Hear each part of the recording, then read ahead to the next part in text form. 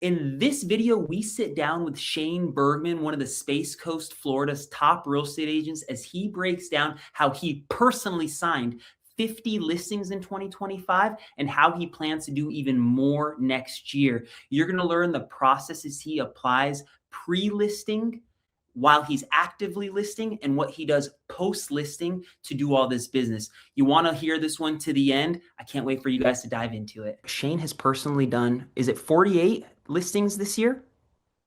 I've signed 50 this year. Okay, so he's officially, I didn't know if I rounded up for the sake of the marketing, but he's backing it up. So Shane personally signed 50 listings this year. Unbelievable. And what's the goal for next year? It's I struggle with it because 50 is a pretty audacious number, and I'm not like I got to double that kind of deal. But I mean, 50 wasn't even my goal this year. It was to get to 40. So I've kind of superseded my goal for this year. And the way I kind of do this is I will continue on a natural progression of where I should be. So like next year really should have been my 50 mark. So I'll probably have to bump that up a little bit, but 50 would be my goal for next year with a stretch goal of 60. Wow. And when you think of like these goals, like, so when you set the 50, are you doing this based off a percentage of like business you did before? Are you picking this number based on like how you feel, based on like, I'm basing it on previous years of production. I think a lot of us have had kind of interesting history with the last 3 or 4 years where a lot of agents had a banter year in 2021, 2022, which I did. And it was the first year where I took and I wasn't a nosedive. I just didn't sell as much last year as I did the previous year. And I think that's pretty common for agents that just did really well during COVID. And so I kind of had to put myself back on track to kind of figure out where I'm aiming for, but also make it achievable. Like if you guys have ever done any research on SMART goals, like you need to make a goal that's attainable. And so if I said I want to get 100 listings and I don't have the framework or I've never even gotten close there, that's not an attainable goal for me. So the way I've always done this, and I've been doing this now for 10 years, is I look at my previous years of production and then I try to scale it up, marginally to where it's like that's achievable. But then I'm also a guy that always, sets a stretch goal. So it's like I have something else to aim for. I have a goal where if I hit that, like we're humans, we like to get that dopamine hit of knowing we achieved the goal. But realistically, for me, I'm always aiming for my stretch. Whereas if I hit my baseline goal, I still feel good about it. But I do like to set almost like two goals for every goal, if I that think makes that's really, sense. I think that's really smart. And like, if anybody is, whatever you're going to walk away from this, really think about what you're setting forth next year. So like today we're talking about the listing process, right? But so much of this influences the goals that you're pursuing next year. And I think being more clear about what that might be sets you up for more success, right? And I think I just can't emphasize that enough because it really sucks to set something out not really understanding what that might mean for your life, for your personal life, for your business, and then be let short when, you could have just started it a little bit better.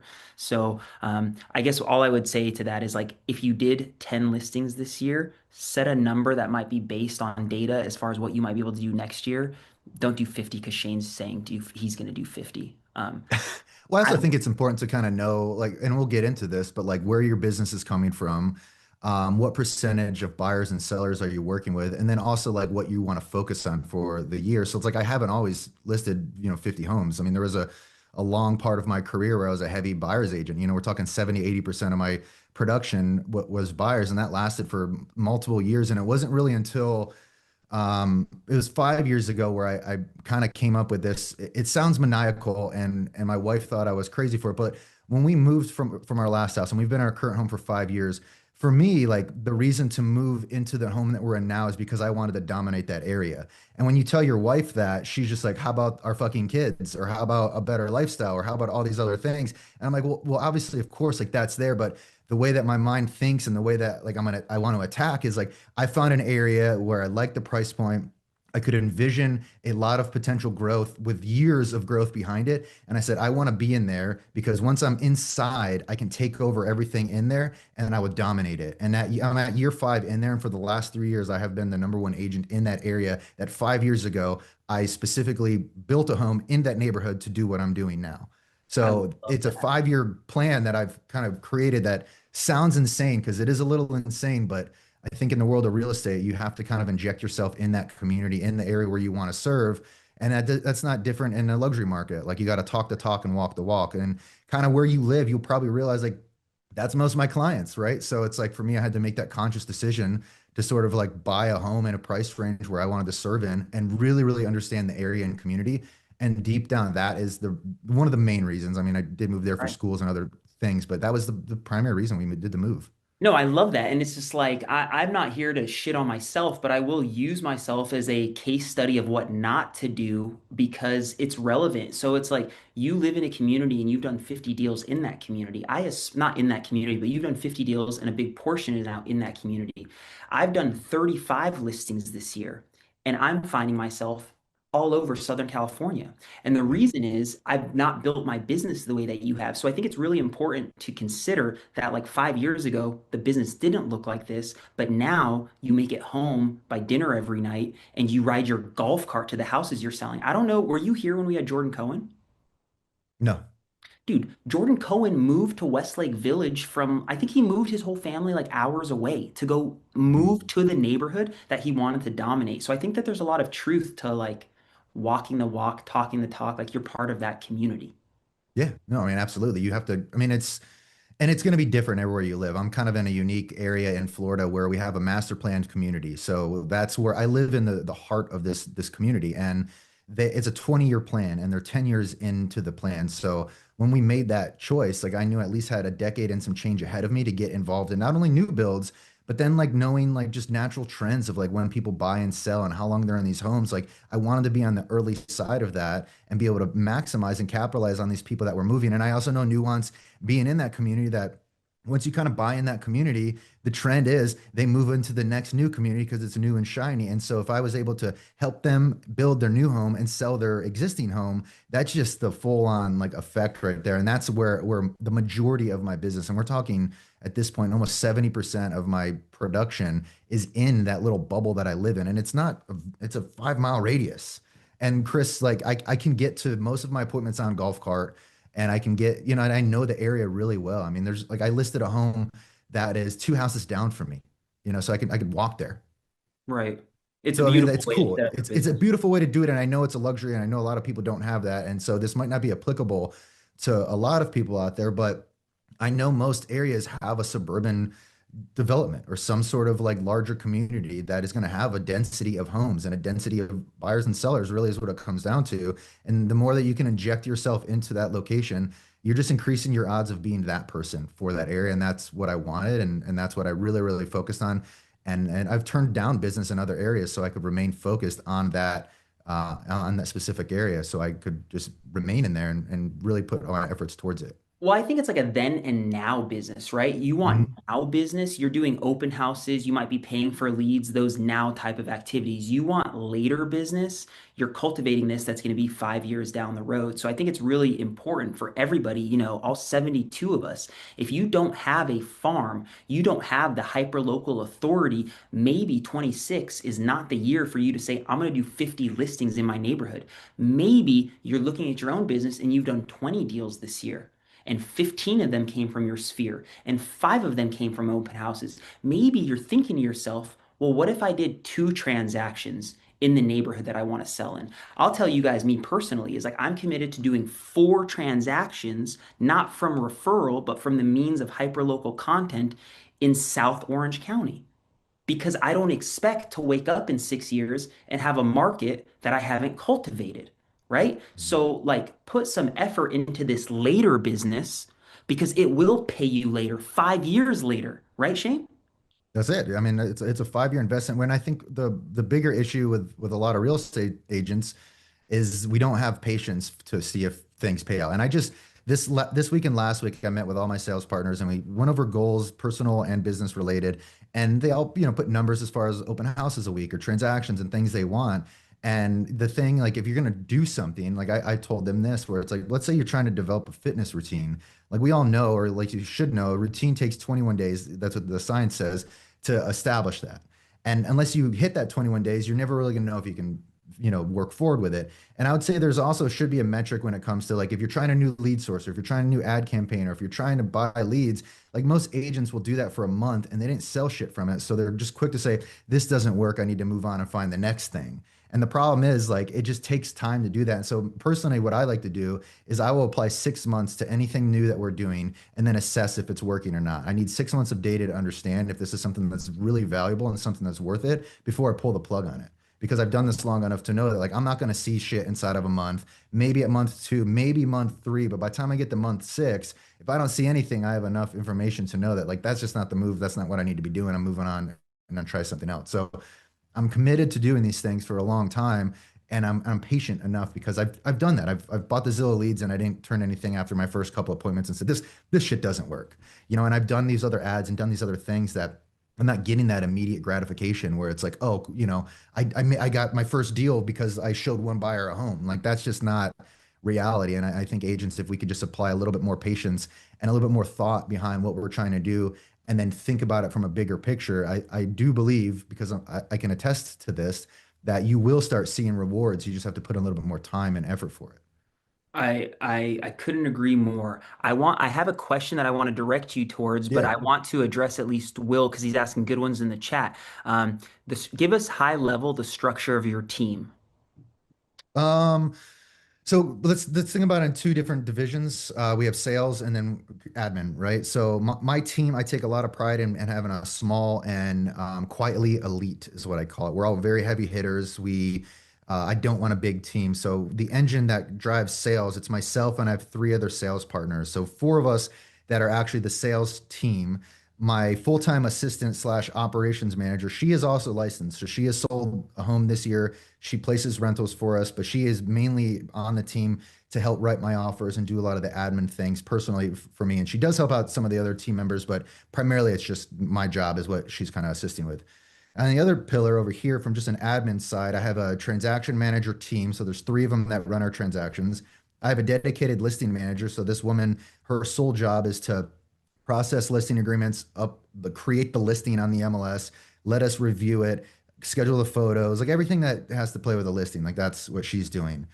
Full-time videographer on salary, so he primarily just shoots for me. We actually batch filmed today, so every Wednesday from 10:30 to 2 is our filming window. And then I have a full-time just real estate media guy that only does our real estate content. So Tim is for real estate. Connor is like the fun stuff that you guys are seeing on Instagram and YouTube. Tim is for all of our listings. So he has his systems down where he'll knock out the photos, the 3D tour, the aerial shots, and give us the collateral in a very quick turnaround. That's I pretty feel much the like essence of the breakdown. Yeah, it's man, what's consistent but also intimidating, but also just the truth about it is like people that are doing this at a high level have figured out what they want to be doing and what they're not wanting to be doing. So Yeah. like your listing coordinator, I just think of so many of us that would benefit from hiring the people to do certain tasks that prevent us from doing the additional X amount of deals. Like I really urge you guys to look at the goals that you're setting for yourself because everyone's so amped to have Shane here. But do you even have the capacity to do 50 listings? No, Yeah, with your current structure. Like for you do, but sure. I'm asking other people. Like I'm thinking to Oh, myself, it's like I don't have a listing coordinator. I feel like I was running pretty thin trying to do 35. Like, could I do 15 more by myself again? I don't know. Like I no, think my structures. no, but and I think a lot of agents, there's two thought processes that happen with agents that don't have these admin on their team. The first one, it's normally they don't think they can afford it. And then the second one is they don't think that their clients are going to value them as much because they hired you and they want the Chris show. Right. When I'll be the guy to tell you the blunt truth on this is they don't fucking care. They just want a very seamless and smooth transaction and maybe the occasional Chris makes his head pop up here and there. But ultimately they want to get from A to B as smooth as possible. And that's what they care about. And again, I've had a full like admin team for 8 years. So it's like I was that guy where it's like at my third year in real estate, I thought people were hiring me because they wanted me to do everything. They wanted me to be there for the photos. They wanted me to be there for inspection, to go to closings. And I'll tell you guys right now, I don't do any of that. I do not go to closings. I do not attend inspections. There's so many parts of the business that I think agents feel like they have to be involved in because they feel like if they're not there, then like the client is going to view them as like not doing their job. And there's ways that you can kind of mitigate that and work around that and kind of still show value. But it's like the reason that like if I go to an inspection, that's not a value add for really anyone because I'm going to look at the summary of the inspection and help them negotiate anyway. I don't need to be there for 3 hours. And I think buyers understand that. So as long as I can get a rep there as representation on my team, which I do, like that fixes that. And so now if you think about if you're just working with buyers and you're doing 10 deals a year and you're going to every single one of those inspections, and that's over a day that you have what you have used just sitting at a fucking inspection.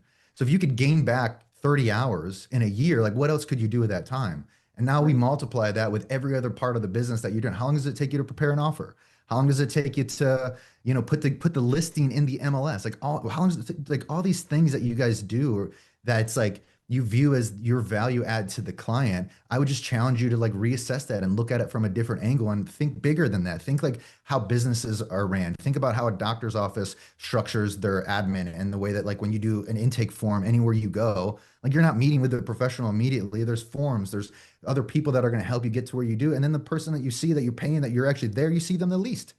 So Right. it's like I don't know why like real estate people have such an issue with that. And I do have to boil it down to it's like I just think that a lot of agents view like, and this might be true. There might be agents that the only value they can bring to the table is just being there and making small talk at a closing table. That very well could be the value that you bring to the table, and that's fine. But for me, it's like I've been to maybe two closings in like 4 years.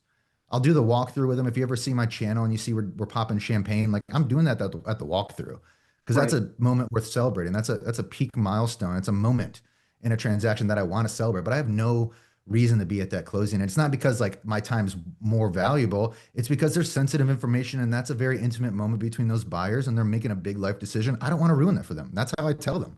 I don't want to Right. be in that room with you. Like I don't want to be in the room with you, maybe, but probably not when you're having your first kid. Like Right. it'd be cool to hear about it, but like shit, I'm not gonna be in there just watching, like Well, I think like what you have shown me, and at least like it's such a good appropriate place to like get into like some of the substance that I know people want to hear about is like with the time you are saving, not at inspections, you are investing other places. And I think that's like a big thing people need to acknowledge is like Shane's not on a beach, although he lives at the beach.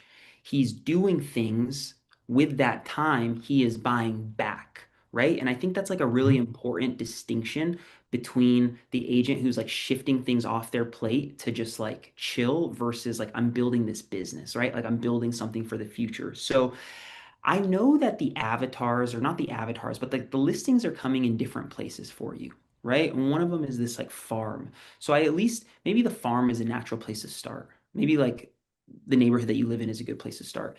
If I was to if you think that's a good place. Because where I want to take you to is like, at least quickly, what you're doing from when you set the appointment, like before. I mean, we've done whole sessions in the past on the emails we fucking send before the appointment. So, like, I know we're not going to be able to get that granular, but I think it's worthy to at least walk people through.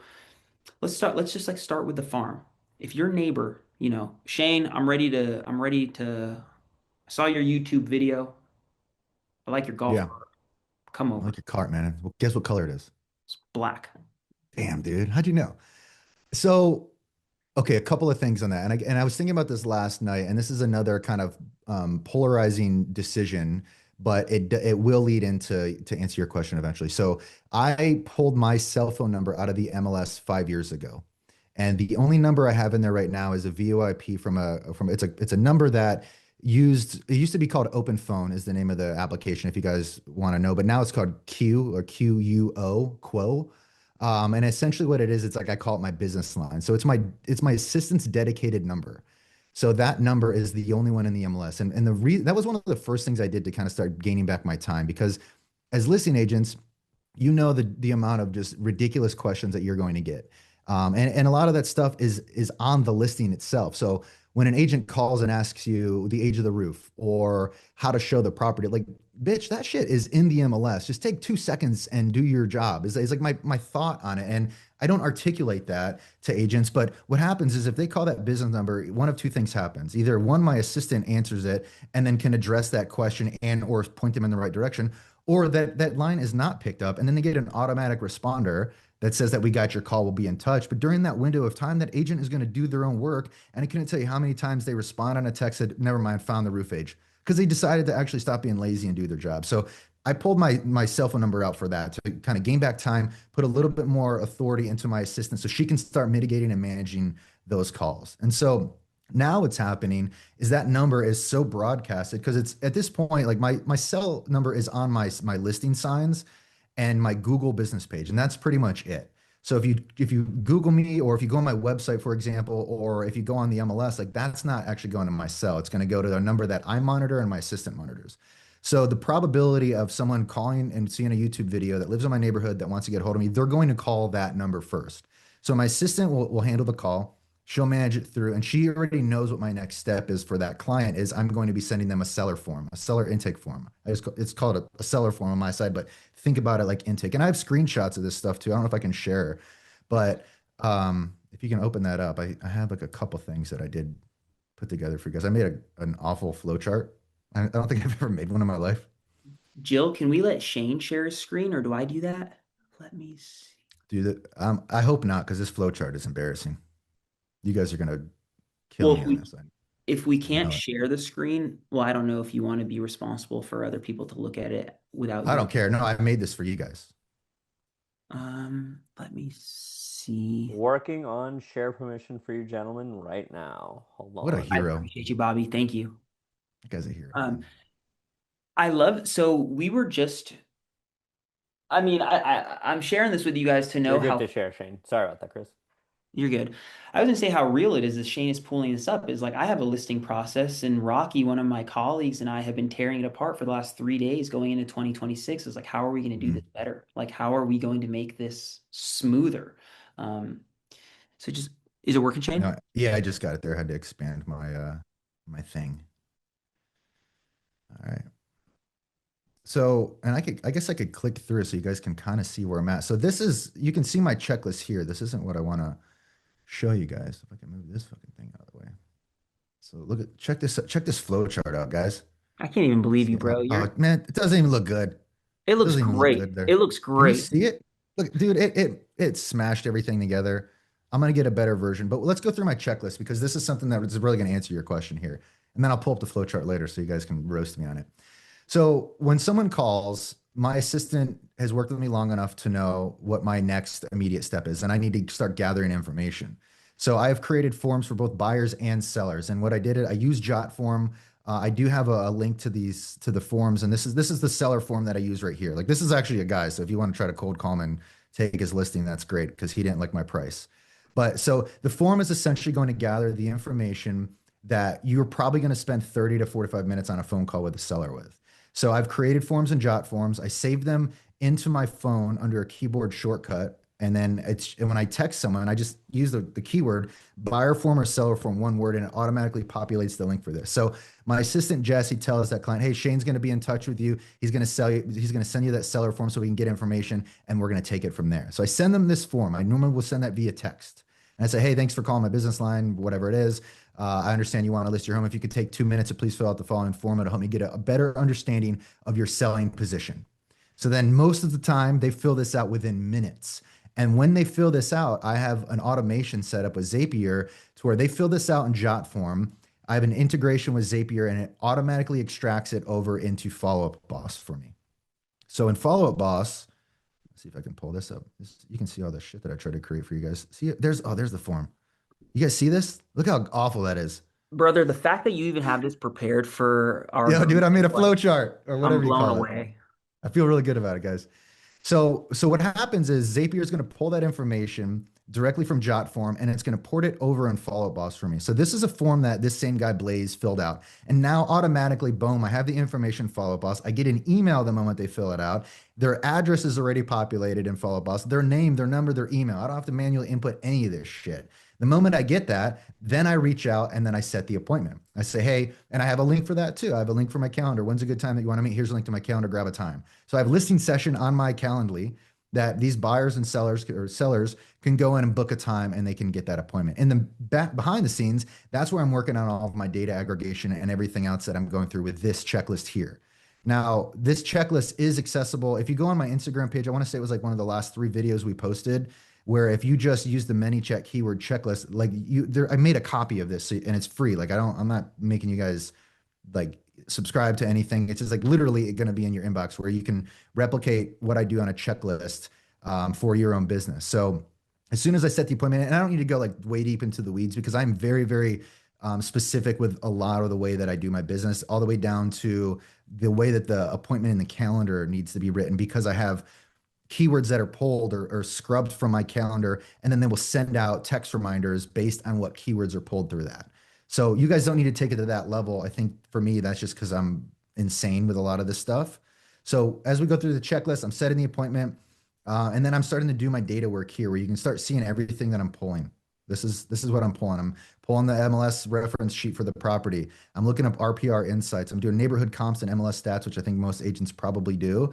And what I'm really doing is looking at the pending sales and the actives. The comps are great. They tell a very small version of the story. It's the active and pendings that I focus on primarily because I want to understand where this listing needs to be positioned to make a move in there. And I print this stuff out. I also make a lot of highlights and annotations on these forms. So when I go into that appointment with the people and we go over the data, they can see that not only does this print shit, but I also spent the time to identify trends, to kind of look for things, to figure out where we need to be. And I look through and I blaze through the photos. Like I bomb through these things and then I can get a really good understanding of once I go into that house, where we need to be priced. And so when I do my valuations, I normally give myself a range. So it's like if you notice on that first thing, I sent you the range of I think 775 to 8.25. Like I knew we needed to be in there somewhere. And what I do is I go into the appointment and then I throttle my price as soon as I set eyes on the property. And I'm able to really, really dial in where we need to be on that. And so this is everything I bring with me here. I also bring some kind of normal collateral. Big shot, like Krys helped me out a lot with this Marketing Matters guide here. I took it to a smaller version just so I can kind of carry that with me all the time. To now it's like a 4-page, just I call it just our marketing plan, what we're going to do. And that's something that most of our sellers, when they look at it, it's like, oh, one, this agent came prepared with data. Two, this agent also has a fucking plan. And most agents do not. They might wing it. They might say, oh, I'm gonna do a video and we're gonna put it on the MLS and then mailers. We're gonna do mailers. Like absolutely, we do that every time. And it's like, do you? You know, so they don't have like a plan and a structure. And Krys, like I know you have that stuff dialed in to where when you have it printed and you go prepared to that appointment, like the plan is probably, I would say, the second most important thing next to the data that I bring on every appointment. Everything else is just kind of fluff. Like I realized like I didn't really need to have like a thick ass listing appointment binder to bring with me. I mean, mine is primarily made up of data and then about a marketing plan and then a little about my team. And then that's it. I mean, my folder is like 6 inches thick.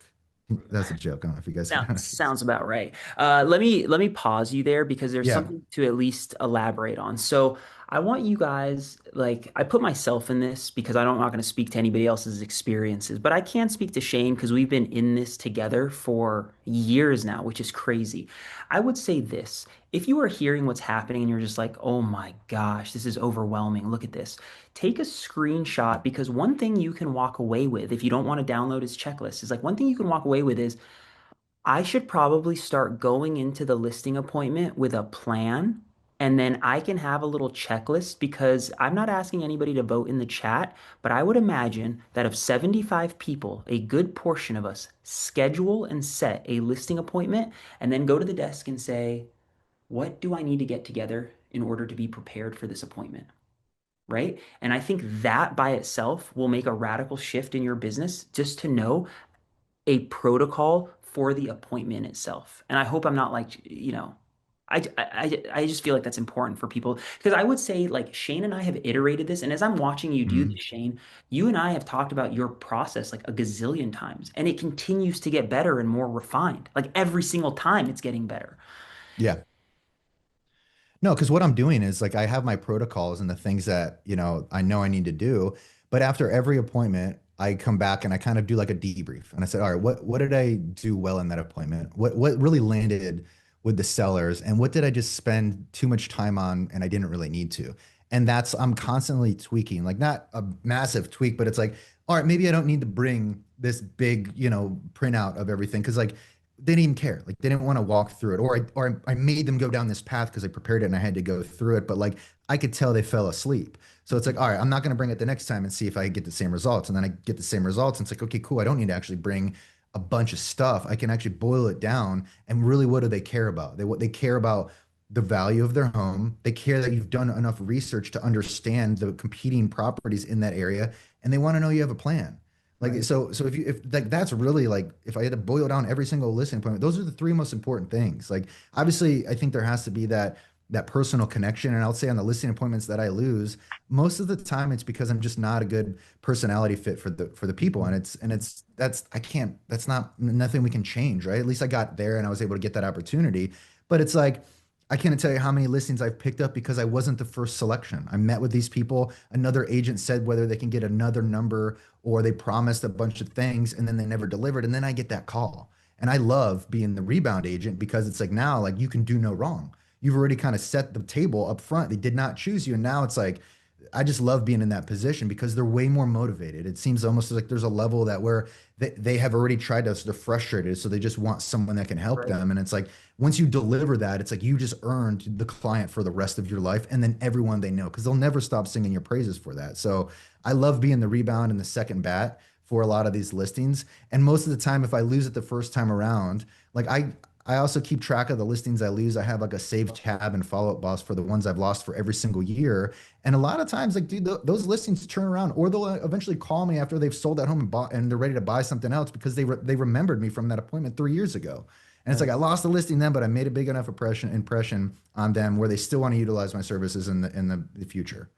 So I know that with so many creatives, like you're very creative. Everyone is very creative. I think you are honest with yourself and you tell yourself mhm. you're creative, but you also are very dialed in when it comes to processes. And oftentimes people don't feel like they can synthesize those, right? It's like two different kinds of brains.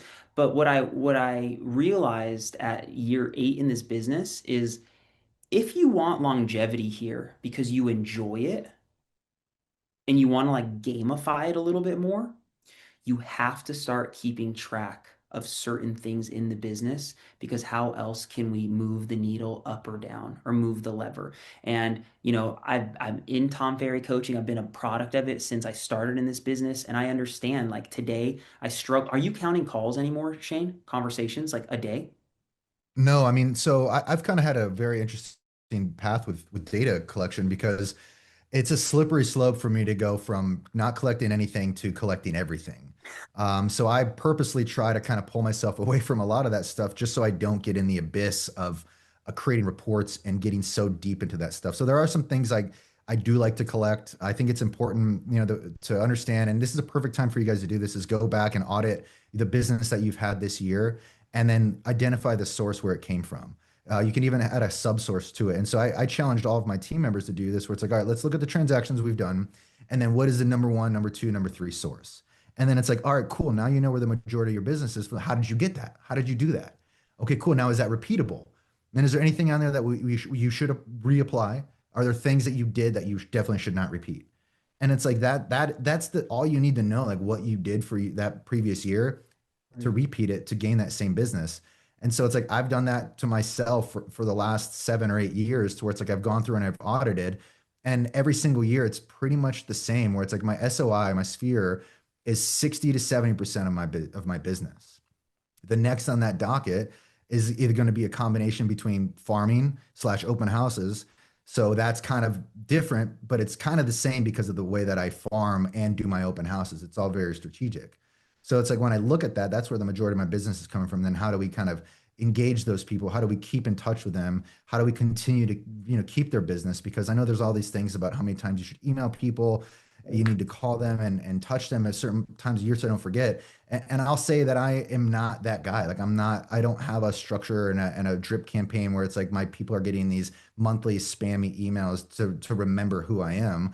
I'm a little bit more dialed in when it comes to like what's the value that I can give to these people. And so that's where I think having a CRM where you're able to sort of break off the clients you have. I think it's important to have the existing clients and then at least tag them based on location. I would also tag them based on if you really like them. So it's like I've had, my 500th client this year.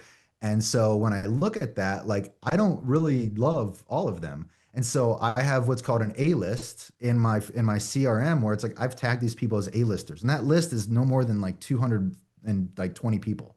And so the A-listers are the ones that I continue to keep up with. Those are the people that I'm inviting to events that we're hosting. Those are the people that I'm sending, the videos that we post on YouTube that I'm just like, I'm sure they're going to get value from it. Those are the people that I'm sending my annual reminders about filing for homestead in Florida. Those are the people that I'm keeping updated with what's happening from a high level in our county, and then maybe more nuance, like a Trader Joe's is coming to the area. Like these are the Right. people that I'm keeping in touch with that way.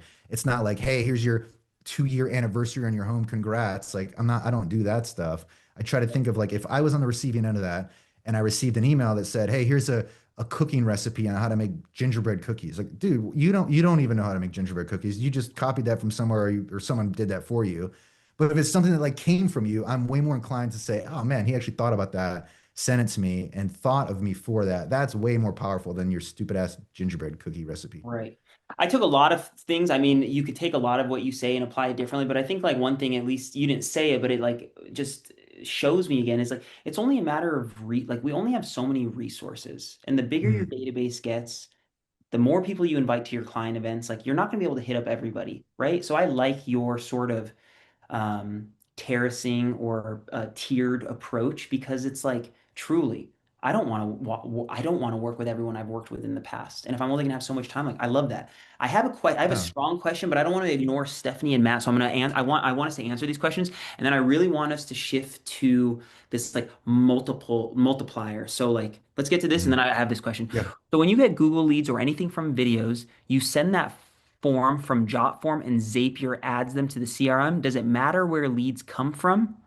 I am manually telling my assistant about Google Leads or Sphere Leads referrals. So I think this is more like a system type thing. So like if a lead comes in, is Zapier or FUB distinguishing that for like the team to handle?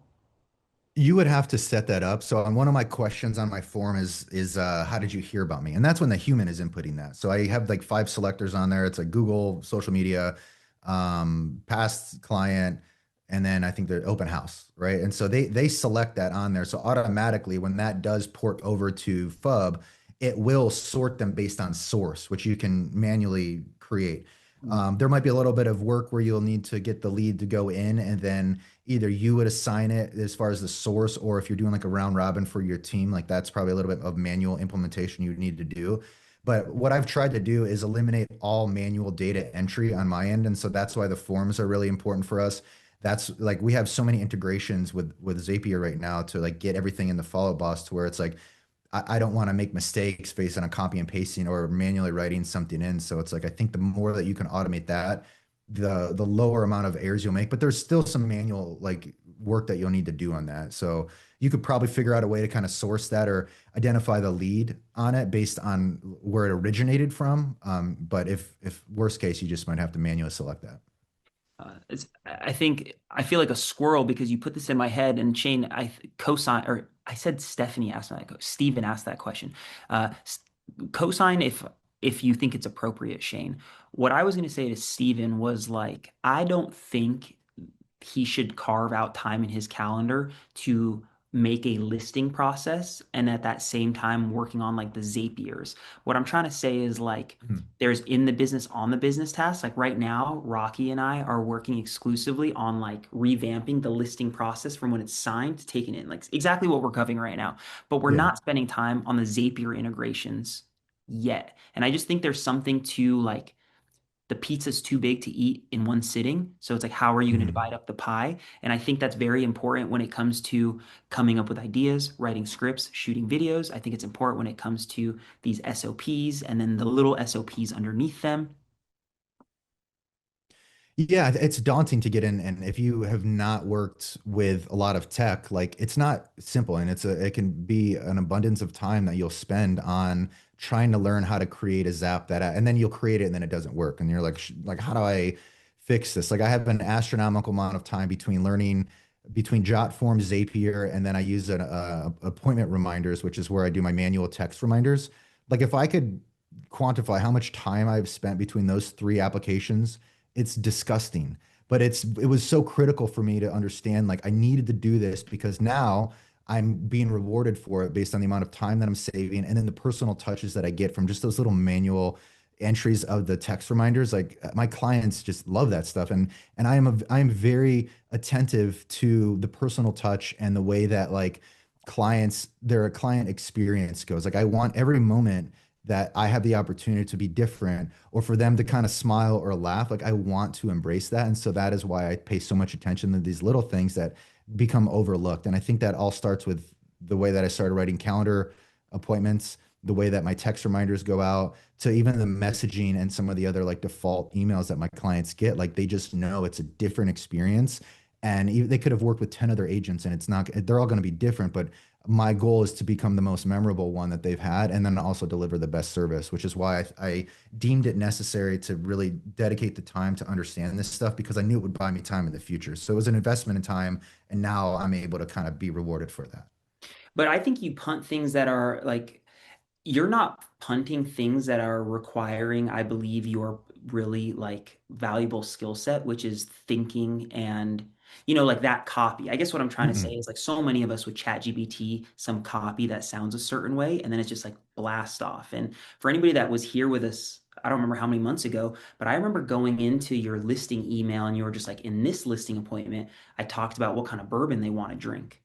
And Yeah. then in this listing appointment, I didn't do that. And I think there's just so much to what we want to outsource and then what we're trying to finesse and make even better inside. I want to say it was like Ryan Serhant. I'm not sure if this is true anymore, but I want to say it was like Ryan Serhant or Gary Vee that said they write all their own copy, all of it. And he was like, when I outsourced the copy, I saw the engagement go down. And I'm like, dude, there's so much truth to that. Like you Hmm. so I just think like some of the places that you guys are trying to buy back time, think about where we can put some time back in.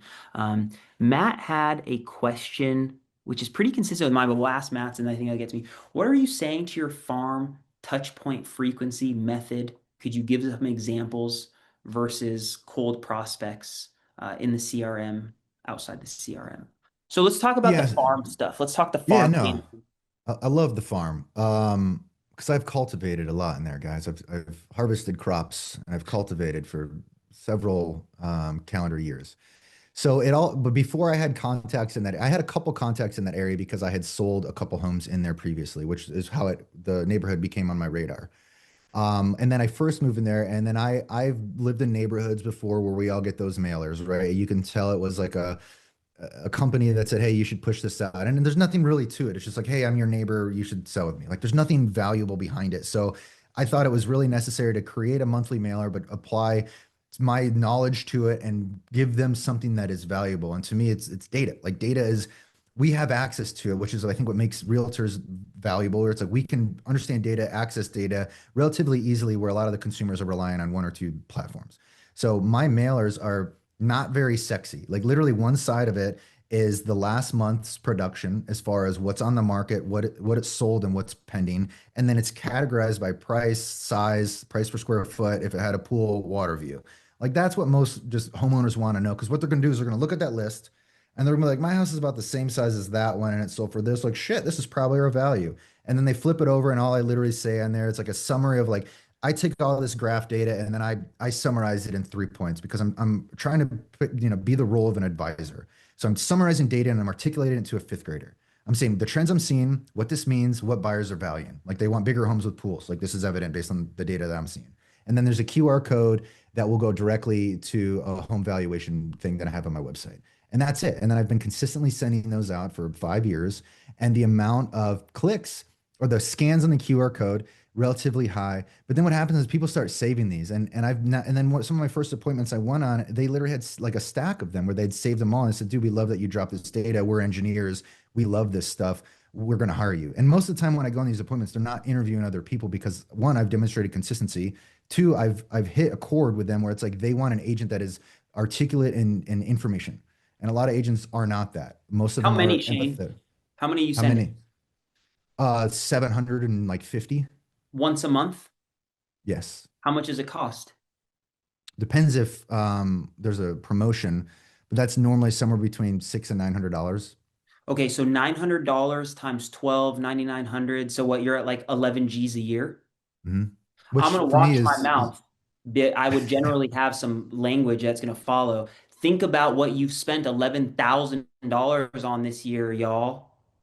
And I bet you could add it up on some silly things. Subscriptions add up, right? yeah, dude, for Where sure. can you put 11 grand into your business to move the needle big next year? What client event was a waste? What Zillow lead this year was a waste? What subscription are you cutting, right? Not BAM, but what in your life are you thinning out? Because 11 G's I'm not sure. What does Byron say? Table stakes?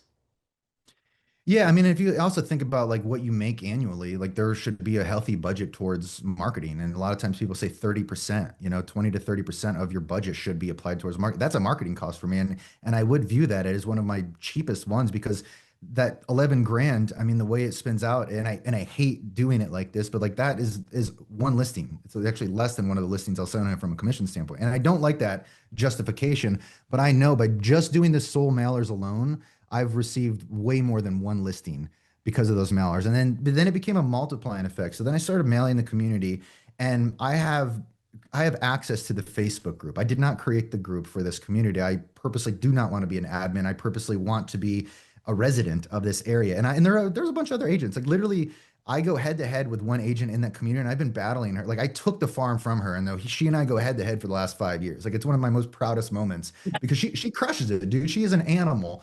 And the beautiful thing is we have such a different delivery. So now the clients, and this is the fairest way it should be viewed, is they have a choice. They can go with an empathetic gift giver, a lover, or a cold stone just data guy. And like they get the choice on that. And I think that's the beautiful thing about real estate. So getting back to the mailers, I started doing that. And then what I started doing, I ended up getting my first listing in there. And I knew the reason I do open houses, and this is probably a lot of way agents view this too, it's for the optics. It's not, I'm not going to capture a buyer from that. The probability is extremely low. I'm doing it for the optics based on what the neighborhood sees. I'm doing it for the optics based on the people that come through and they see how I'm able to present the home and what I'm doing for it.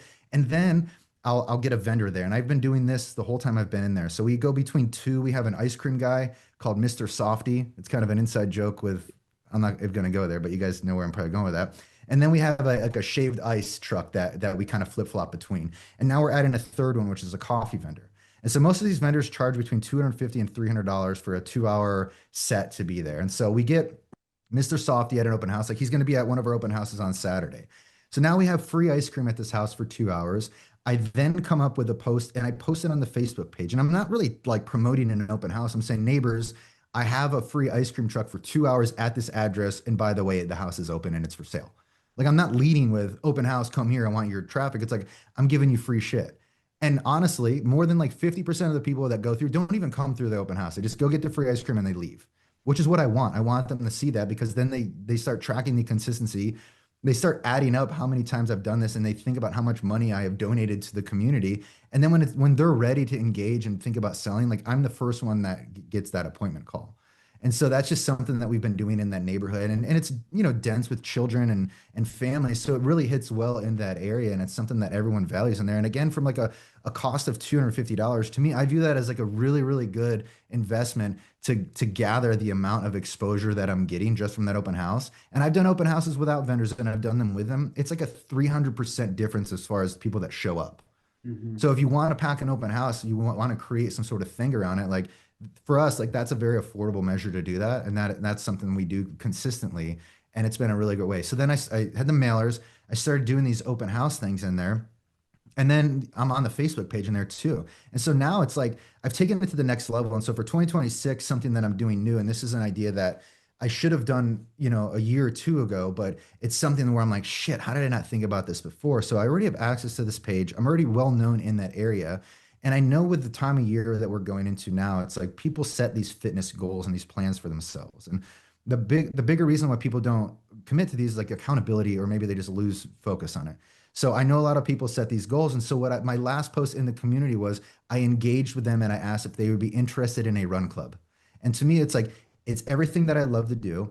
I know the area and I know people want to get out and they want to do fitness. And I'm also scaling the club to be attainable for people on strollers and young kids on bikes. So it's not like a 5K. We're not doing like long distance things. I'm just trying to garner community and get people involved in that, to where it's like, not only am I giving away free ice cream, not only am I providing free data to these people, but now I've like cultivated a community based on something that is so far away from real estate. It's like, it's very hard for people to not like the methods that our team does, because none of it is really leading with real estate. It's all kind of just behind the scenes what we do. And I'm the type of agent, like I am not going to a networking event and opening my mouth. Oh, I'm a realtor. Do you looking to buy or sell? Like I couldn't tell you how many conversations I've had where like it never even comes up.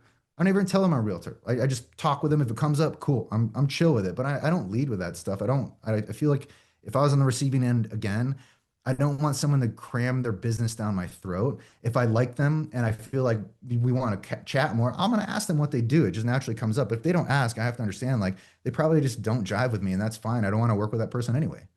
Right.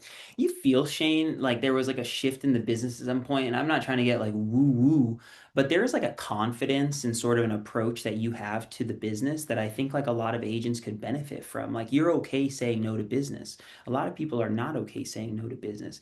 Are you feeling like there's some point in the industry, or like was it with age or like having, I don't know, your 100th kid that you were just like, I'm secure enough to do this? Shane has like 7 kids, y'all. I have three. It feels like I seven though. thought so many more. Um, no, I think so. The confidence comes from repetition and from learning from your mistakes. And so I've made a lot of mistakes. I still make mistakes to this day, but it's like I'm much more comfortable now and confident now than I was even 6 months ago or a year ago, or if we go back 8 years ago, like 1,000 times more. And that is just because of the conversations I have are all generally within the same thread. So I kind of understand what people want to know, and I understand what information that's on their mind. And so I'm always preparing for those questions, whether they come up or not. Like I can answer that any context or anywhere I'm at. Like if I'm at Publix and I'm getting some ice cream, I freaking love mint chocolate chip. And so I'll get some mint chocolate chip and someone might pop up on me and say, yo, man, I love it, dude. They'll be like, yo, man, like, and they might ask about a new community that's popping up and I'll immediately know the name. Like, oh, that's Farallon Fields. Yeah, they have 5 different floor plans. They all start with an R, which is kind of crazy. Like, and it just goes down and they're just like blown away. They're like, holy shit, like this guy literally knows his stuff. And that has just become something that I've invested in because I want to know the hot sheet. I want to know what's on the market. I want to know what's pending. I want to know the new developments. And a lot of times, like the content that we're creating, specifically on YouTube, like the amount of research that we do and the way that we film these videos, the way I structure those videos is almost from a research phase, like the things that I would want to know if I was a consumer. So that's the information that I'm sourcing for. And then we put it together on a video. And then most of the time when I do it on a video, I remember my lines and I deliver it. It's pretty rare that I forget it. So it just kind of stores back there. And then it becomes, a really easy conversation point because when I meet people and they just happen to ask these low hanging fruit questions, expecting a script or expecting a really low hanging answer. And then all of a sudden you bury them with so much context and information. They're just like blown away. And, But it's and but it's, it's that's also the like best feeling. it's like also the script. I didn't mean to cut you off. I'm so sorry, but it's just Yeah. like, I've always felt the value in writing scripts or preparing content when it's about the stuff we're doing, because it's the time that you're forcing yourself to look at the interest rates, to look at the inventory, to look at the Mhm. days on market. And it's not only look at the material, no. It is synthesize it to articulate for a video so that you can reach back in and then deliver it in a conversation later. Because I don't care how well you know the stats, if they ask you at Publix subs in line for the ice cream, you've got like 3 seconds before you like are lost, right? So it's like Mhm. if it doesn't immediately begin with anything effective, it's like you've lost. Yeah, and so it's like I'll reference my team agents again too, because this was something that came up because I think everyone struggles with content ideas, and so my team definitely fits into that category. And so I told them the easiest way to come up with content is to jot down the questions that people ask you. So whether that's on a buyer appointment, whether that's on a listing appointment, or whether it's someone in Publix where you're getting your ice cream and they ask you a question, like take note of that and write it down. And then eventually you have this list of a bunch of questions, and that is the content this is the lowest hanging fruit content that you can create. It's answering questions that one person might have asked you in person, but 1,000 people behind them want to know, but they just might not have had the opportunity to ask you for that. And so a lot of the content that we create, I'm talking the majority of it, is questions that were based on appointments where I'm like, oh shit, this person would want to know that. And so that's another tag I have in Follow Up Boss where I have what's I just call it YouTube questions. So if I'm on like a call with a seller and I'm chatting with them and they start asking questions about community or whatever it may be, I'm literally writing notes the whole time. And then I tag it as YouTube questions. And then I can go back to my notes and I can extract the ones that I'm like, oh, this is a good piece that we should do because I've had 3 people ask about, what are they building over here behind Costco? So it's like we know that will probably do well on YouTube. And then Right. once I make that video, I can now distribute that to my database to where it's like I have to imagine more than half of the people have the same burning questions. So then now I'm delivering value before they even had the opportunity to even source for it. Right. Oh. It's so good. I want to be mindful of your time and everybody else's. I want to answer this question, but do it quick because I think this could be a quick Yeah. one for Steven. And then I want to ask you a couple of follow-ups that I think is a good way to wrap this. Do you take listings no matter what, even if the seller is 50 to 100K over? What do you think of it for No. marketing purposes? Do you walk away? How's that go down? No, man, I don't like aspirational listings. I would say it's a case by case, but the majority of the time it's a solid no. I would take the yes in an area that I potentially want to use that listing as a leverage and to get access to some of the other homes in there. So you might take that overpriced listing so you can host open houses, so you can gain access to an area. But most of the time, I mean, it's like this was a year that I've had more listings cancel um, than my entire career. And it wasn't because I took them over price, it's just because we're in a saturated market. And the reality is, at the volume of listings I'm doing, you have to understand that they're not all going to sell, especially in the luxury market. Like if you're in the luxury market, the stat is somewhere around 50% of those homes are going to sell. So then you look at it like how much money and time am I investing in this listing and is it worth it? So it depends on the price point. If it's a $1 million home and they want to go 50K over, like that makes sense. But if it's a $250,000 home all day and they want it at 350, I'd say fat chance I'm not the guy. Call me when it expires, kind of deal. Stephen, without belaboring it, I can't tell you enough, especially in the market we're in where things are taking longer to sell and sellers are feeling the sting. There is nothing more important than understanding the motivation because everyone is putting so much time and energy into these things for them to be canceled when you could have foreseen some of these hurdles down the road. Are there incidents that a lead comes in, but they never end up booking? I'm so sorry. Eric asked this earlier. Yeah. Eric, I love you, my G. I should have, I'm so sorry. Eric, there are incidents that come, Shane, that lead comes in, but they never end up booking an appointment. If so, do you have a specific follow-up cadence for those or retargeting campaigns for those opportunities?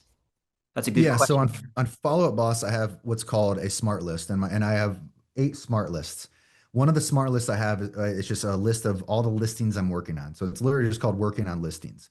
So my weekly cadence on that, and the way this, if you're not familiar with a smart list is a category of people that are either sort. It's categorized by stage, source, tag, last communication. So my smart list for working on listings is a tag working on listing, and I have not communicated with them in 7 days or less.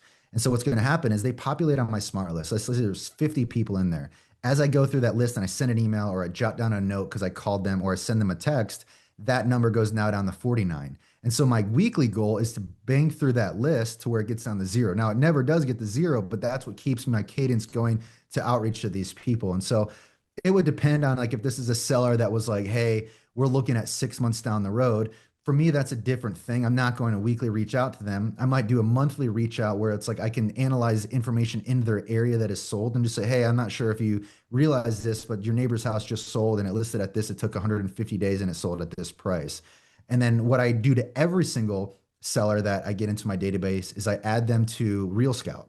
And RealScout's a tool that I use right now primarily for 2 different methodologies on it. One, it's really great for a buyer search, but secondly, and this is the more valuable one for me, is it'll add a monthly campaign to these sellers and give them 2 different automated valuation models for their property. You can also add a neighborhood search for their areas. And I have a bunch of templates for this already saved. And again, it's all through tags. So let's say Chris reaches out to me. He lives in a community called Tresona Cove. I know he wants to sell. He goes on my working on listings list. I add him to Real Scout. I add the neighborhood that he's in called Tresona.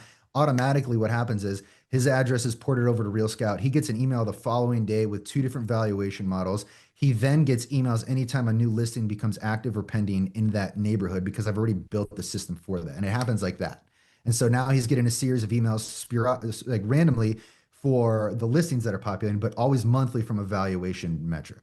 And for me, that's really all I need to do. I don't really have any other campaigns that I send out, minus the if they're like closer to getting ready to list, that's where I'll keep them a little bit more engaged. But if they indicate up front, and that's one of the questions on my forum, how quickly are you looking at selling? If it's ASAP, obviously that's a trigger for me. If it's 1 to 3 months, that's still a pretty close window. But if they're doing 6 to 12 months or 12 months and beyond, to me, it's cool. This is a slow campaign that we're going to be doing for these sellers. I'll keep them engaged. I'm going to provide value. You know what's one thing that makes you special, Shane, as like an individual and a real estate agent? And like, I tell this to you. I would have said it. I was on the phone with Shane this morning while I was in the shower at 6:30. That's a fact. But one A thing that's fact. really special about you, Shane, is I think a lot of people have pain points but they're not so significant in which they want to do anything about them because it's manageable to handle every day, right? And something that is so attractive about you, and I say this, it's like the same way I'm attracted to Kanye or Elon for these like like I'm so attracted to you and this piece of you because when you see in inefficiency, you slow down and like address it to make it more efficient when the rest of us, and I'm just going to speak for myself, will suffer through days, months, years of abuse and just like become immune to that. And the business reflects it, right? The business really reflects it. And I say to you, like personally, is like as I try to think about how to make my business life more successful, it's like, what am I going to pare down? And I think that's just so applicable to all of us. You're goaded. You're goaded. But I do have one final question, although that was a great mic drop. Yeah, that was good. And I think that that is a skill that you build. It's just like, have you ever heard the, what's a cliche, like deliver the bad news first? Like, I don't know if you guys do that, but anytime I have a call, like that is what I'm doing first. I'm Right. dropping the worst thing ever. And I don't like to hesitate for this stuff. Yeah.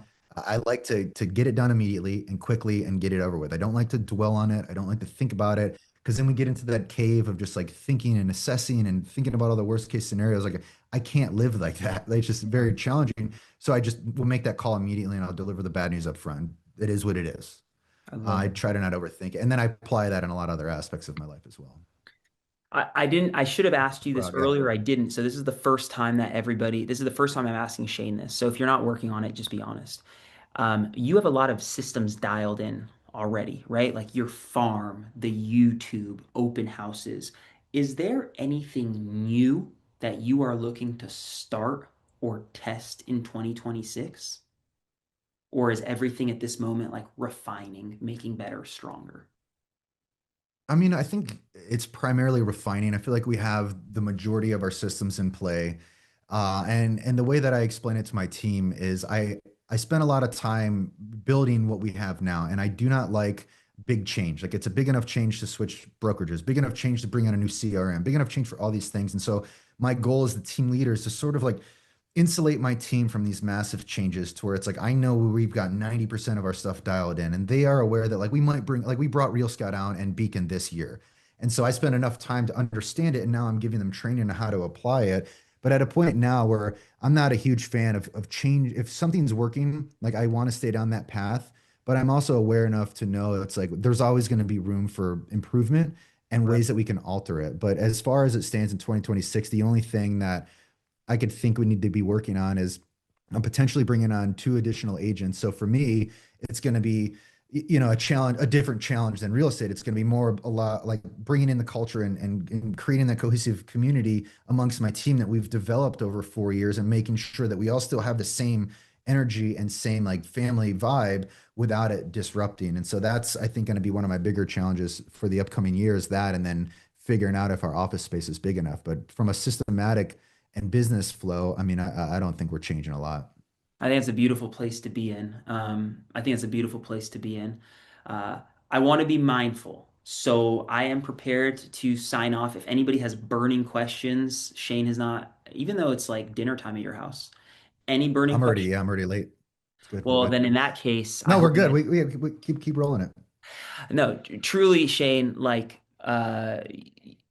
you walk the walk. I say this with every guest. Like, I'm mindful of the guests that I bring on because they're people that I respect and admire and aspire to be more like. And there's a lot of things about you personally that I'm grateful I'm not like, but there's so much about you that, like, dude, you are the man. So if you guys are not following Shane, please, it's at Shane Burgman. Yeah. Man, at Shane Burgman. Last one of the year, Shane. I love you like a brother. I'm so grateful for everything you've poured into us and like in my own business personally. And I don't No, know. man, I don't know I what to say. think I feel emotional. no, you guys have a great community and I love what you guys do behind the scenes. And Krys, you have been just as I think valuable to what I've been able to create in my business, as you've said about me. And so it's like I love the synergy we have and you have the interesting kind of approach where it's like you love to give out information for free. And I remember when I started doing this a few years ago, like I would have people like, why? Like, why are you giving that? Like, what's the catch? Or what is your end game with it? And to me, it's just like I just like helping people and saving their time because I spend a lot of time banging my head against a wall. And if I can prevent you from doing that, that's the all I need as far as the value. And I know you have the same philosophy because you pour out so much into the real estate community, and a lot of people idolize you and look up to you, and I'm one of those persons. And so thank you for sharing your time with me today. And thanks for being a great friend and calling me in the shower this morning. That really made my morning commute. If you like that conversation and want even more value, click the link below for a free trial of our BAMx Skool community to join thousands of agents looking to grow their business and close more deals.